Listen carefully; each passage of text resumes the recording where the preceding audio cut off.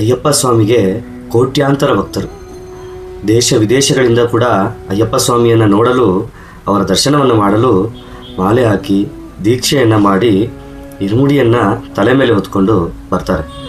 ಆದರೆ ನಾವು ಇಲ್ಲಿ ಒಂದು ವಿಷಯವನ್ನು ಯೋಚನೆ ಮಾಡಬೇಕಾಗುತ್ತೆ.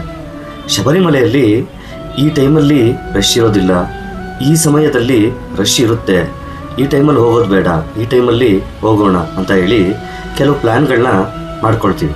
ಇದು ಸರ್ವೇ ಸಾಮಾನ್ಯ ಎಲ್ಲ ಕಡೆಯಿಂದನೂ ಕೂಡ.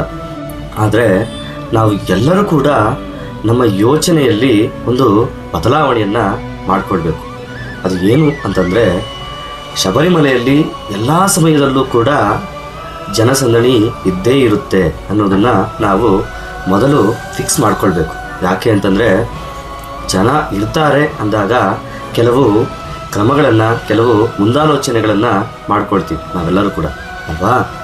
ಚಿಕ್ಕ ವಯಸ್ಸಿನ ಮಕ್ಕಳನ್ನು ಕರ್ಕೊಂಡು ಹೋಗೋರು ಮತ್ತು ವಯಸ್ಸಾಗಿರ್ತಕ್ಕಂತಹ ಸ್ವಾಮಿಗಳನ್ನು ಜೊತೆಯಲ್ಲಿ ಕರ್ಕೊಂಡು ಹೋಗ್ತೀವಿ, ಗುರುಸ್ವಾಮಿಗಳನ್ನು ಕರ್ಕೊಂಡು ಹೋಗ್ತೀವಿ. ಅವ್ರಿಗೆಲ್ಲರೂ ಕೂಡ ಎಲ್ಲ ಸ್ವಾಮಿಗಳು ಪ್ರೊಟೆಕ್ಷನ್ ಆಗಿರಬೇಕು. ಶಬರಿಮಲೆಯಲ್ಲಿ ರಶ್ ಇರೋವಂಥ ಕಾರಣದಿಂದ ಪ್ರತಿಯೊಬ್ಬರೂ ಕೂಡ ಆಹಾರಗಳನ್ನು ತೆಗೆದುಕೊಂಡು ಹೋಗಿ, ಹಣ್ಣು ಹಂಪಲುಗಳು ಏನೋ ಒಂದು ನಿಮ್ಮ ಬ್ಯಾಗ್ನಲ್ಲಿ ಇರಲಿ, ಸೈಡ್ ಬ್ಯಾಗ್ನಲ್ಲಿ.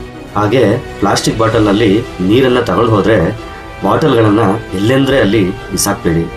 ವಾಪಸ್ ತಗೊಂಡು ಬಂದು ಎಲ್ಲಾದರೂ ಡಸ್ಟ್ಬಿನ್ ಇದ್ದರೆ ಡಸ್ಟ್ಬಿನ್ಗೆ ಹಾಕಿ, ಅಥವಾ ನಿಮ್ಮ ಜೊತೆನೇ ಕ್ಯಾರಿ ಮಾಡಿ ವಾಪಸ್.